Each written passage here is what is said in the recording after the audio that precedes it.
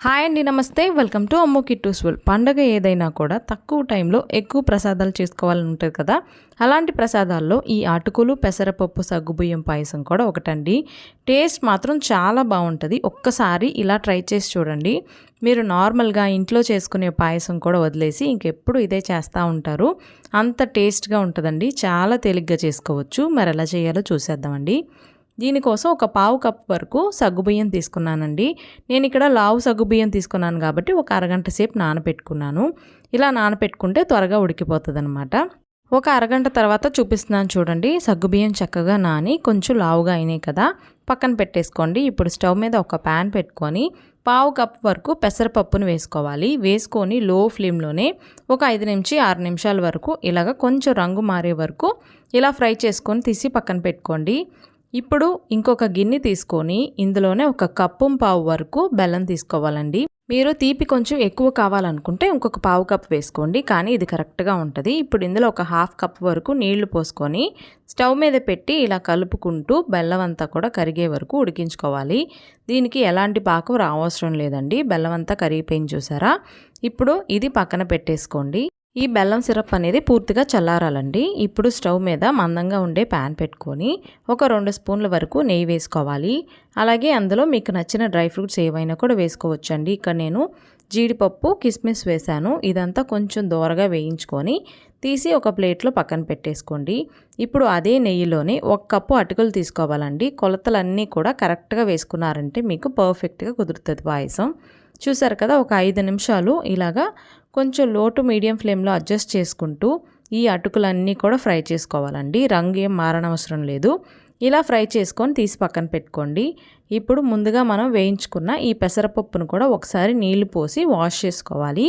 ఇప్పుడు స్టవ్ మీద మందంగా ఉండే ప్యాన్ పెట్టుకోవాలి. ముందుగా నానబెట్టుకున్న సగ్గుబియ్యం నీళ్లతో పాటు అలాగే వేసేసుకోండి. అలాగే వాష్ చేసుకున్న ఈ పెసరపప్పును కూడా వేసుకోవాలండి. వేసుకున్న తర్వాత ఇందులోనే ఒక హాఫ్ కప్ వరకు నీళ్లు పోసానండి. ఆ వీడియో స్కిప్ అయింది, తప్పకుండా మీరు కూడా హాఫ్ కప్పు నీళ్లు పోయండి. వేసిన తర్వాత ఇదంతా కూడా బాగా ఉడికించుకోవాలి. సగ్గుబియ్యం ఇలా ట్రాన్స్పరెంట్గా అయ్యి పెసరపప్పు కొంచెం పలుగ్గా ఉడికితే సరిపోతుంది.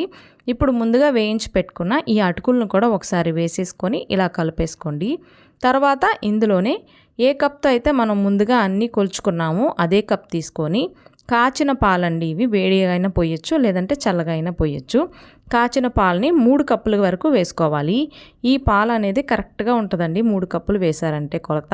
చూసారు కదా, ఒక 5 నుంచి 6-7 నిమిషాలు ఉడికించుకున్నారంటే అటుకులు చక్కగా ఉడికిపోతాయి. చూసారు కదా, ఇలా విరిస్తే విరగాలన్నమాట. ఇలా ఉడికిన తర్వాత స్టవ్ ఆపేసి ముందుగా మనం ప్రిపేర్ చేసుకున్న ఈ బెల్లం సిరప్ని ఇలా స్ట్రెయినర్లో వేసుకొని చక్కగా అందులో వేసేసుకోవాలండి. బెల్లం సిరప్ అనేది పూర్తిగా చల్లారిపోవాలి.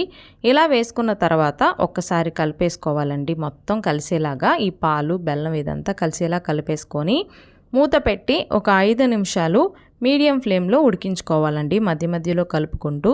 ఈలోపు ముందుగానే మనం ప్రిపేర్ చేసుకున్న డ్రై ఫ్రూట్స్ని అలాగే 1 స్పూన్ వరకు ఇలాచీ పొడిని కూడా వేసేసుకొని మూత పెట్టేసి ఉడకనివ్వాలండి. ఇలా ఉడికేటప్పుడు అడుగు పట్టేస్తుందండి. మధ్యలో ఒకసారి కలుపుకుంటూ చూసుకుంటూ ఇలా ఉడికించుకోండి.